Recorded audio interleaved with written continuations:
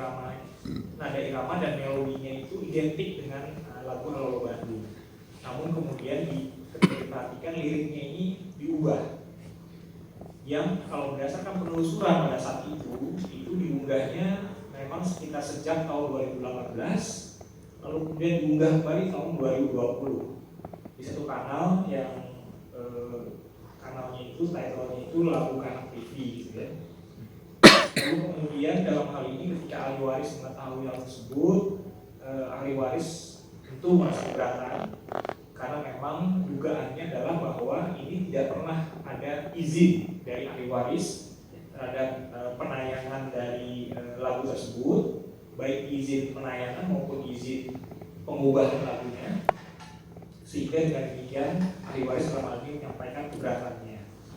Sebagai gambaran atau sebagai background, jadi Bapak Ismail Marzuki ini meninggal pada tahun 1958, yang mana kalau menurut pasal 58 ayat 1 Undang-Undang Hak Cipta, di mana di sana diatur mengenai ketentuan pelindungan hak cipta lagu atau musik itu selama hidup pencipta dan terus berlaku sampai 70 tahun sejak pencipta meninggal dunia. Dengan demikian, kalau kita tarik sejak almarhum Ismail Marzuki meninggal pada tahun 1958 sampai 70 tahun berikutnya, maka lagu Halo Bandung ini itu masih berlaku pelindungannya sampai tahun 2028. Dengan demikian, ahli waris dalam hal ini tetap memiliki hak atas pengelolaan dari hak cipta lagu Halo Bandung tersebut. Dan juga perlu diketahui juga oleh teman-teman bahwa hak cipta itu ada dua jenisnya, yaitu hak moral dan hak ekonomi. Yang disampaikan atau yang kita sudah jelas saat ini bahwa yang terjadi adalah pengubahan lirik lagu dari Halo Bandung yang tadi irama dan melodinya identik tadi, yang mana hal ini adalah merupakan pelanggaran moral sebenarnya.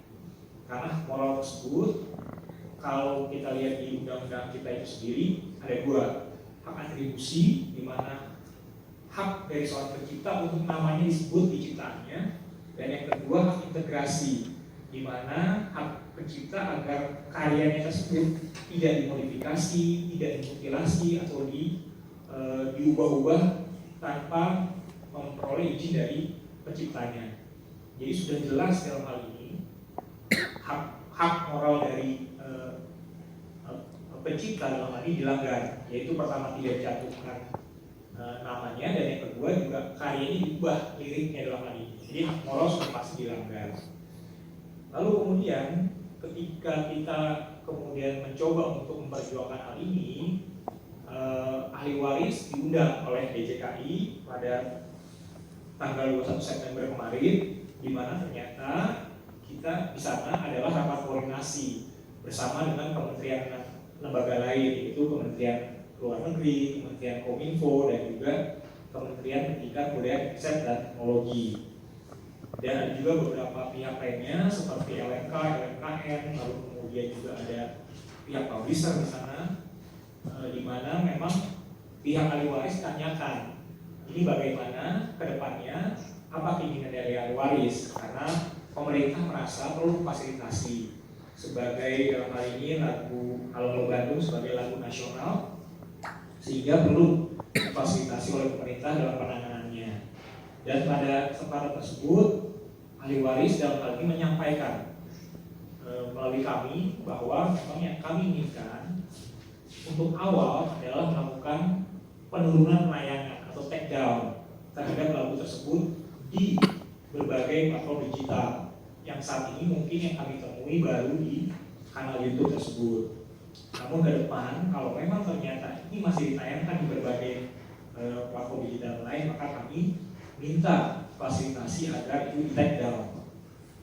Lalu yang kedua, karena memang saat ini kami dalam hal ini pihak ahli waris masih menelusuri sebenarnya siapa dibalik dari penayangan lagu Hello Bandung ini, maka kami terus terang memang pada saat itu meminta bantuan juga dari Kementerian Luar Negeri melalui KBRI Kuala Lumpur untuk menelusuri sebenarnya siapa pelaku dari penayangan lagu Hello World tersebut, motifnya apa, dan pemanfaatannya untuk apa gitu.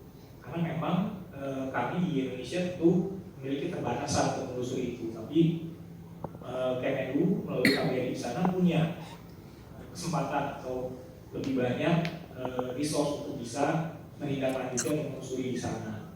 Dan berdasarkan penjelasan dari Kemenlu, dari perwakilan dari Kemenlu di sana, itu memang pihak KBRI Kuala Lumpur telah menanyakan kepada Komisi Komunikasi dan Multimedia Malaysia berkenaan dengan perihal lagu Kuala Lumpur ini, dan sudah juga mengajukan laporan atau aduan resmi kepada pihak Komisi Komunikasi dan Multimedia Malaysia yang merupakan pihak regulator di sana.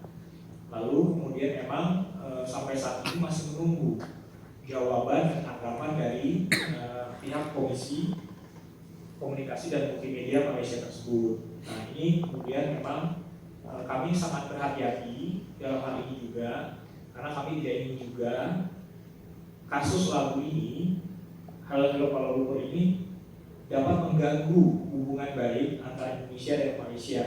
Mengingat hingga saat ini kita belum jelas siapa pelaku yang membuat dan menayangkan lagu Hello Kuala Lumpur tersebut. Karena dari pihak pemerintah Malaysia sendiri tidak pernah ada klaim bahwa lagu ini adalah milik Malaysia, sehingga dugaan sementara kami bahwa ini dilakukan oleh pihak swasta. Begitu juga Kementerian Luar Negeri juga menduga ini adalah perbuatan pihak swasta.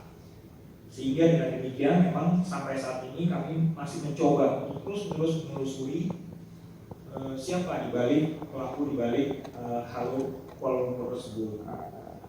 Dan tindakan kami selanjutnya setelah pertemuan tersebut pada tanggal 26 September 2023, kami telah secara resmi mengajukan laporan untuk permohonan penutupan konten dan atau hak akses atas lagu Hello Kuala Lumpur tersebut. Jadi kami sudah memberikan laporan resmi beserta dengan bukti-bukti di sini, gitu ya. Jadi ahli waris juga kami cantumkan di sini bukti ahli waris dan lain-lain karena diperlukan dalam laporan tersebut, yang mana kemudian diterima oleh pihak DJKI. Karena bagaimanapun juga dalam hal ini DJKI bersama dengan Kemkominfo memang punya wewenang ketika ada pelanggaran cipta di platform digital atau di sistem elektronik. Mereka punya wewenang untuk melakukan take down, penutupan maupun pembatasan hak akses. Sehingga kami mengajukan laporan secara resmi kepada mereka, yang mana harapannya nanti selain penayangan lagu Hello Kuala Lumpur ini pada akhirnya akan dihentikan di berbagai platform digital, termasuk salah satunya adalah yang sudah diketahui di kanal YouTube tersebut. Jadi demikian mungkin yang bisa kami sampaikan, karena mengingat kalau misalnya seandainya nanti sudah ditemukan siapa pelakunya berdasarkan informasi nanti dari penelusuran kami maupun dari Kementerian Luar Negeri, tentu kami dapat mulai mempertimbangkan langkah hukum selanjutnya apabila memang diketahui misalnya ternyata itu pihak swasta. Karena bagaimanapun juga kalau berdasarkan konvensi Bern, jadi ada konvensi Bern itu tentang perlindungan karya sastra dan seni tahun 1886, di mana Indonesia dan Malaysia menjadi anggotanya, maka karya-karya cipta di Indonesia itu sama dilindunginya dengan karya-karya Malaysia juga. Sehingga apabila karya-karya dari Ismail Marzuki dalam hal ini misalnya dilanggar haknya di Malaysia, ya Malaysia juga akan melakukan perlindungan atau melakukan upaya hukum berdasarkan laporan dari kami. Karena kita sama-sama anggota, Indonesia dan Malaysia sama-sama anggota dari konvensi Bern tersebut.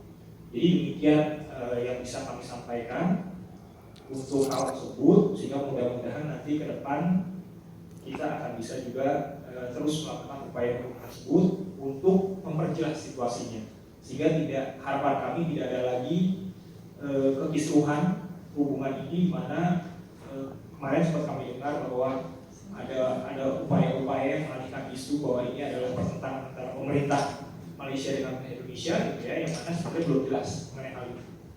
Jadi kami mencoba untuk memperjelas posisinya saat ini untuk menelusuri kembali siapa pelaku di balik itu semua, motifnya dan pemanfaatannya.